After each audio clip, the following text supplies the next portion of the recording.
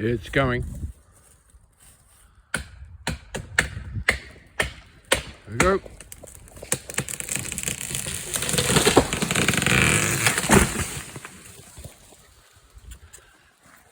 All right.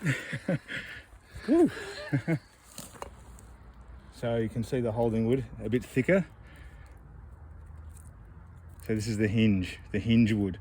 So the hinge wood is supposed to be even, but as you can see with this now, it's not. The hinge wood is a wedge shape when you look on it vertically. Those two should be dead even, dead level, and then it will go in completely in the right direction of the scarf. So the base of the scarf forms one of the lines, and then the back cut should form an even line straight behind it. But in this case I haven't. I've cut in too far on this side and left too thick on this side, so it swung that way. It turned as the tree fell. It held there, held on with the thicker part of the wedge of the hinge. So it's the thickness of the hinge is there. The thick end of that wedge is the thicker hinge, holds there, and the whole tree, instead of falling level forward to where the scarf is, the whole tree holds and swings that way and falls in that direction slightly. So lucky there's no house there.